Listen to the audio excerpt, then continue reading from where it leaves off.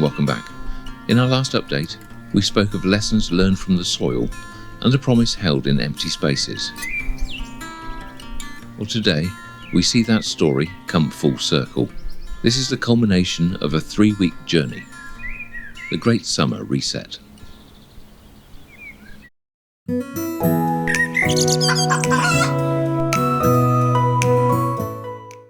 There's a rhythm to a garden, a constant gentle cycle of giving, of growing, and of gracefully making way for new life. Today is about honouring that cycle. It all began 3 weeks ago, with the main onion harvest. This is always a significant moment in the garden year. These are overwintered onions, our faithful companions since last autumn, and now they are finally ready.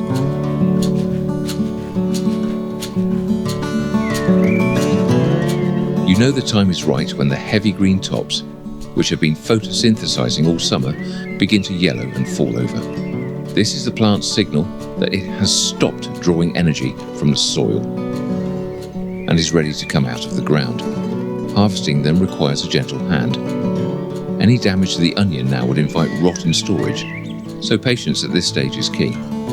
But lifting them is just the beginning of the process. The real secret to having your own onions in the depths of winter is the curing. They need to lie out like this in a warm, dry, airy place for several weeks. I'm placing them on the decking to allow the air to circulate all around them. The aim is for the outer skins to become dry and papery, and for the neck to wither and close completely. This creates a natural protective barrier that seals out moisture and decay, transforming a fresh vegetable into something that can last for months. It's a slow and patient process, but it's the final crucial step in their long journey from a bulb seed sown last autumn. With the onions safely out of the ground and beginning their curing process, my attention turned to the next big harvest, the beetroot. Harvesting the beetroot is like a treasure hunt, pulling crimson jewels from the dark soil. Some large, some small, each destined for a different story. We gather the bounty, a reward for work done in a different season, and bring it to the prep table where the next chapter of its journey begins. The smallest, most tender ones are a delicacy for a salad tonight. The medium-sized globes are perfect candidates for an old world preservation. And the largest, they will become a warming spiced soup, a taste of this summer sun saved for the dead of winter. As I'm prepping them, you'll see I'm taking everything right off, the leaves and the stems, right down to the crown of the beetroot, because I know they're going to be processed straight away. However, if you plan on storing them fresh, it's best to leave about an inch of stem attached. As for the leaves, nothing is wasted. Some will wilt down like spinach for our own table, but most are destined for the compost heap, and for the most appreciative members of our garden team. Freezing is my favourite way to preserve the intense, earthy flavour of these large beetroot. I'll take you through the whole process, step by step. First, I'll peel and trim these big ones up and then chop them up into chunks. They don't need to be too small, as the machine's blender is powerful enough to make it perfectly smooth. I'm also roughly chopping up a medium onion. Now to load up the soup maker. In go the chopped beetroot and the onion.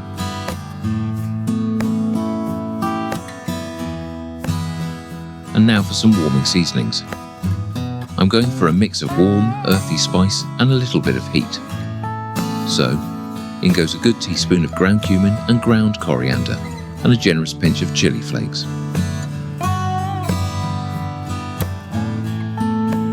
Finally, the vegetable stock goes in, right up to the max line. I'll add a little salt and pepper now, knowing I can do the final seasoning properly when I reheat it. With everything inside, the lid goes on, and I'll set it to the smooth soup program. And now for the easy part. The machine will perfectly cook and blend that in about 20 to 25 minutes. And here's the result, a beautiful, silky smooth soup. The colour is just magnificent, a deep, impossible magenta that seems to hold all the warmth of the sun. Now for the most important rule of freezing, it has to cool down completely to room temperature. This is a critical safety step, so I'll leave this on the side for a couple of hours.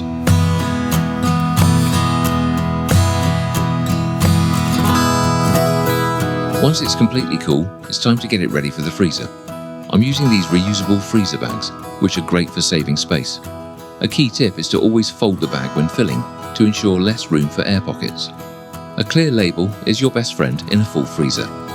I'm writing beetroot soup, and a reminder to add a needed ingredient which unfortunately doesn't freeze well when we reheat over winter. This will store beautifully for a long time. Then when we want it in the depths of winter, all I have to do is thaw it overnight in the fridge, reheat it gently in a saucepan until it's piping hot. And that's when it gets its final touch. A swirl of sour cream and some fresh chives. A perfect warming meal. Pickling is a different kind of magic. An older alchemy of vinegar and spice. To start, the beetroot needs to be cooked until tender. I find a pressure cooker is much quicker.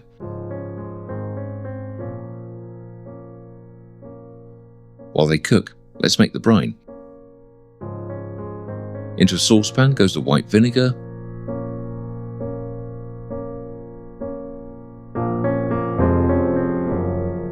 a little water,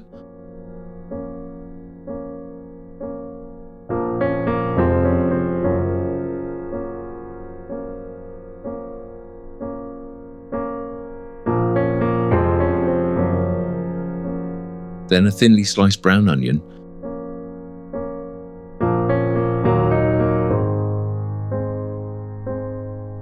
and some caster sugar.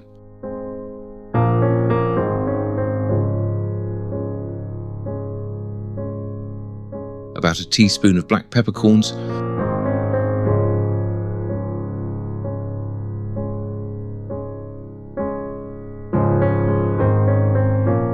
and for a bit of gentle warmth, half a teaspoon of chili flakes.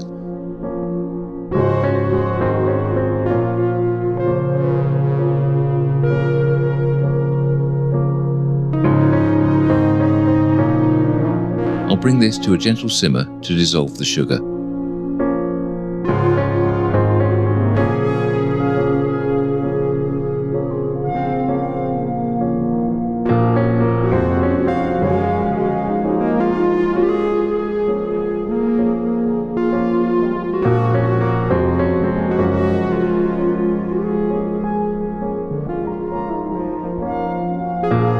Sterilising your jars is a vital food safety step. I find the easiest way is to use the dishwasher. I just put the clean jars and lids through a hot wash cycle, and I time it so the cycle finishes just as the beetroot and brine are ready. I like to make sure that the jars are still steaming hot when I pack them. Once the beets are cooked and they've cooled just enough, the magic happens.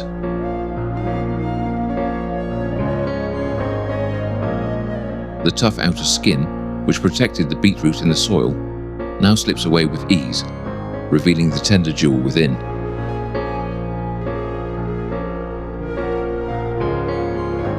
I'm just peeling them. They are the perfect size to pickle whole.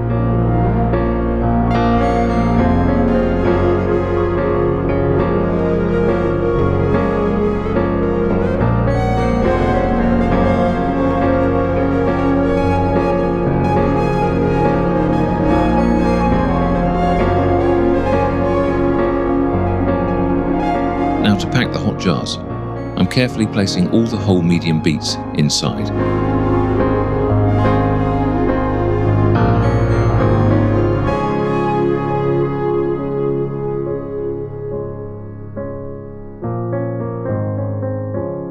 And the final step. I'm pouring the hot pickling brine right to the top, making sure everything is completely covered. Then the lid goes on immediately, nice and tight.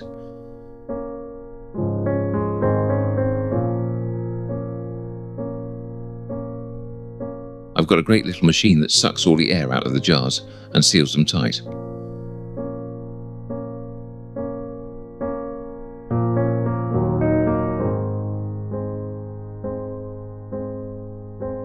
These now need to sit in a cool, dark cupboard for at least a few weeks for the flavours to develop properly.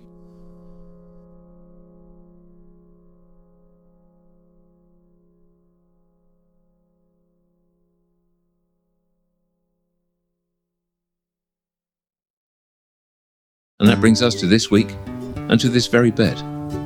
You might remember this as the site of our great garlic failure. A harsh lesson in the importance of good foundations. The soil was tired, but a garden always offers a second chance. This bed received its rescue mission not through digging, but through feeding. A deep, generous layer of our own homemade compost was all it asked for. And look at the result. It's dark, it's crumbly, it's alive. We didn't turn it, we fed it. And now it's ready to support a new story. This is the very heart of the no-dig promise. There's no need to add any more bulk compost at this stage. The structure is fantastic. However, the onions and beetroot will have used up a good amount of nutrients.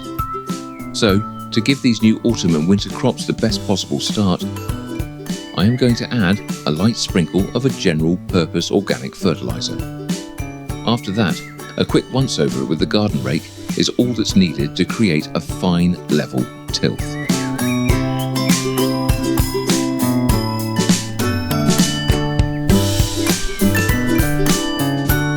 First up, we're going to work on this bed here, which already has some radishes and an experimental cucumber plant.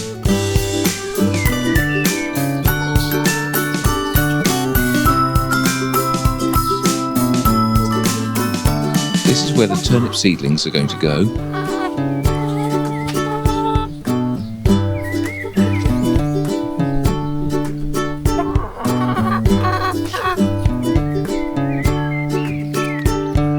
I'll also interplant them by sowing some mixed salad leaves in the gaps.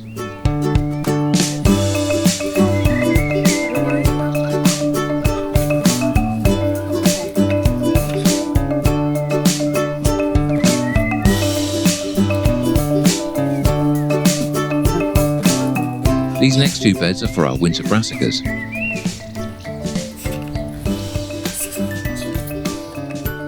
These seedlings are still small, but my strategy is that planting them now gives them the maximum amount of time to get established.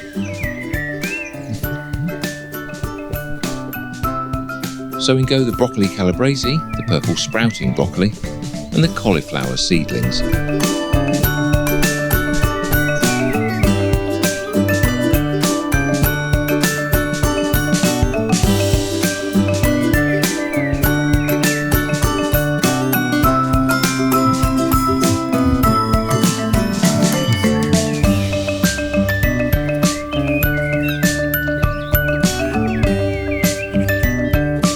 These tiny Savoy cabbage seedlings have a different destination.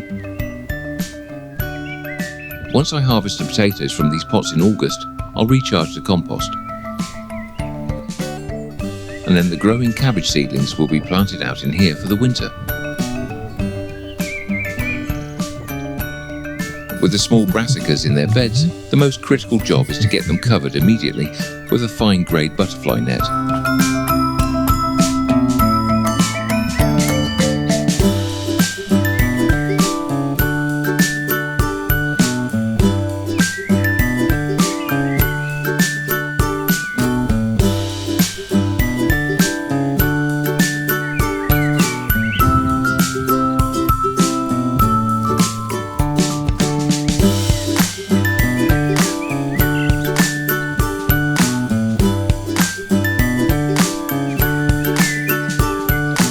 And so the final piece of the reset falls into place. Where the story of the peas has ended, the story of the beans begins.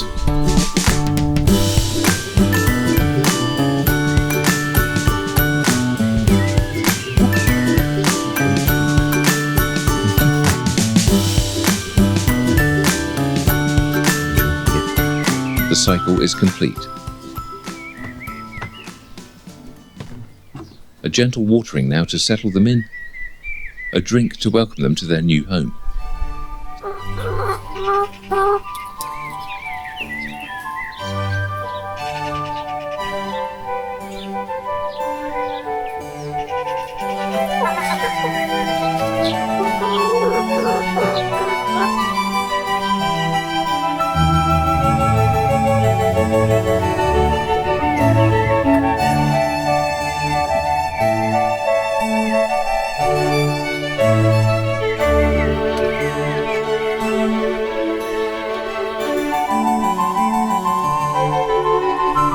Stepping into the Polytunnel in mid-July is like entering the engine room of the summer garden.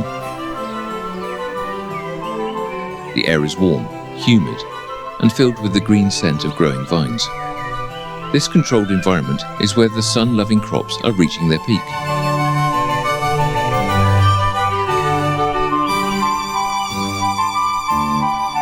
And maintaining that productivity requires daily attention.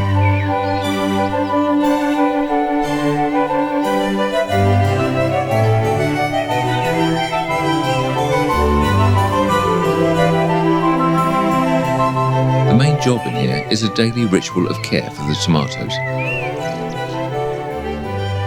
Finding and pinching out these side shoots, or suckers, isn't about limiting the plant. It's about focusing its story. We're directing all that life force not into more leaves, but into the fruit itself. The same is true for the lower leaves. As they start to yellow, their work is done.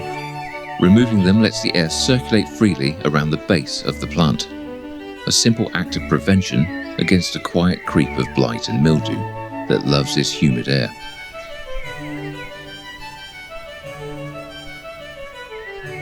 And of course, we must give back what we ask of them, a weekly feed of a high potash liquid. A thank you, in a way, for the work they're doing.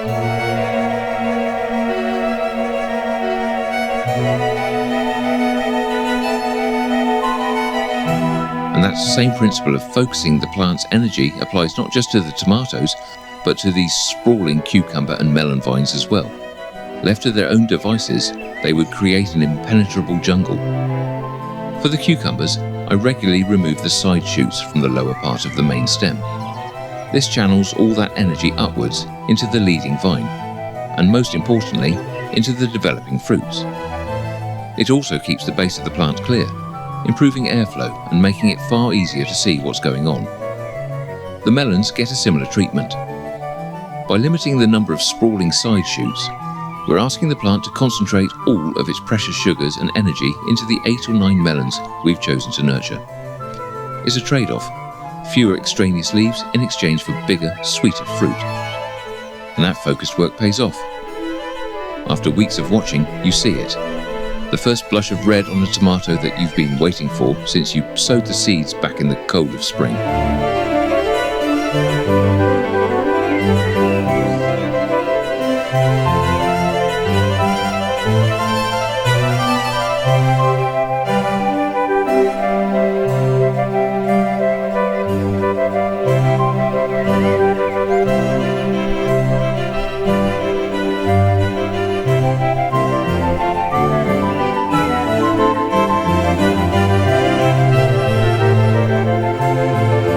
Harvesting the first tomato of the season is a quiet, magical moment. The first true taste of summer.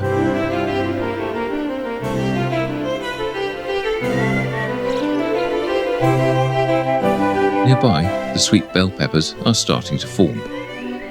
They're still a vibrant green, but the shape is there, full of promise. They'll need a few more weeks of sunshine to ripen to their final colour. But it's exciting to see them developing so well.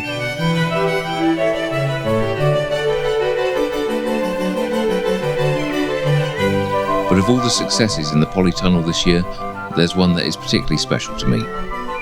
For years, I've tried and failed to grow melons. They've always been my nemesis. Plants that would wither or fruit that would never ripen. I'd honestly almost given up on them. But this year, something is different. This year, the gamble has finally paid off. We have at least 8 or 9 beautiful, swelling fruits on the vines. To see them like this, after so many seasons of disappointment, is a truly special feeling. And because they feel so precious, I'm taking no chances. The main job now is to make sure each melon is well supported, so its own weight doesn't snap it from the vine. But this protected world, this haven of growth, also creates a refuge for unwelcome guests. A gardener's eye is always scanning, turning over leaves, looking for the telltale signs of whitefly or the fine, dusty webs of red spider mite. It is a constant, quiet dance of vigilance. And while I'm down here, I'll clear away the few weeds that have sprung up, ensuring all the water and nutrients go exactly where they're intended.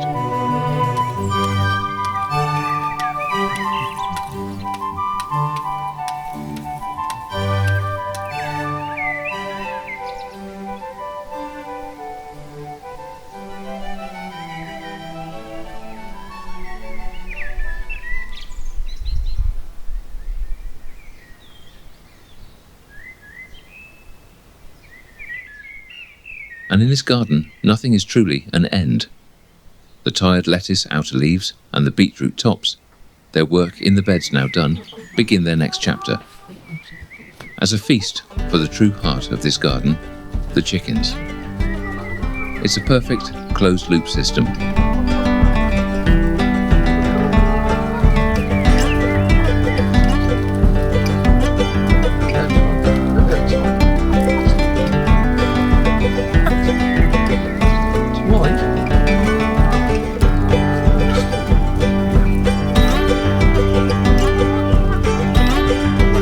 A quiet moment with one of the flock is always a good opportunity to check in, to make sure their world is as it should be. I'm looking for bright clear eyes, a clean beak and nostrils, and strong clean legs and feet. It's a silent conversation, a promise to them that this is a safe and healthy place to be.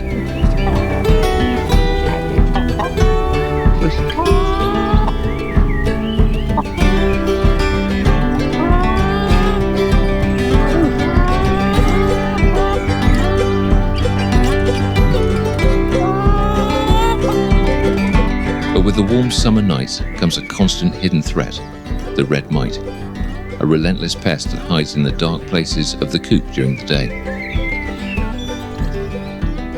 A weekly check under the perch ends and in the crevices is a non-negotiable ritual.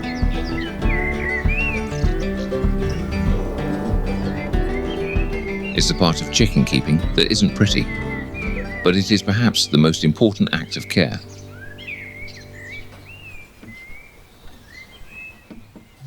And of course, keeping pests at bay goes hand in hand with good coop hygiene.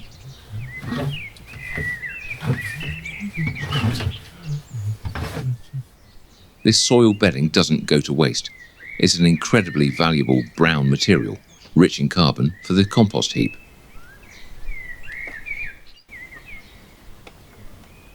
Nice.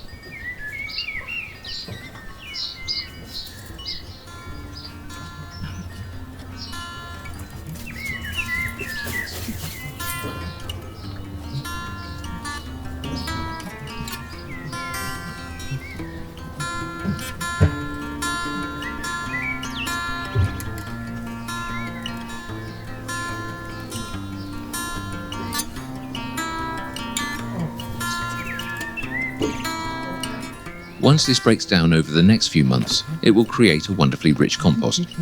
It's the final, crucial part of that closed loop system. The chickens feeding the garden that feeds them.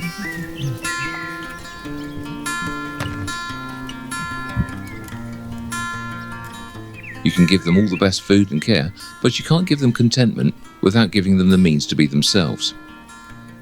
And for a chicken, that means ensuring they are able to have a deep, dry dust bath. Whether it's in the flooring they use or a sand play pit, it's more than just cleaning. It's a vital ancient instinct, their own small piece of wildness, their way of connecting back to the earth. And for us, it's simply a joy to watch.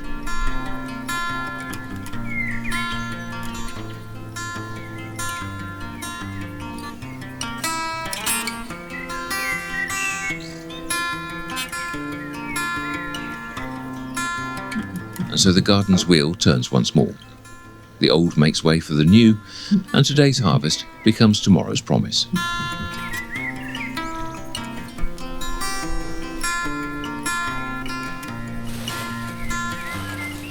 We've filled our pantry and our beds, ready for what the next part of the season brings. Thank you for joining me for this great summer reset. It's a testament to the garden's rhythm. A time for taking, and a time for giving back. We've learned from our losses and filled our pantry. and the beds are once again full of promise.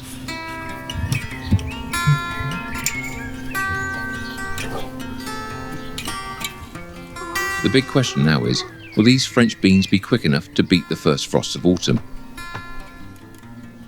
We'll find out together. If you enjoyed this journey, please consider subscribing to follow along. Happy gardening, and I'll see you next time.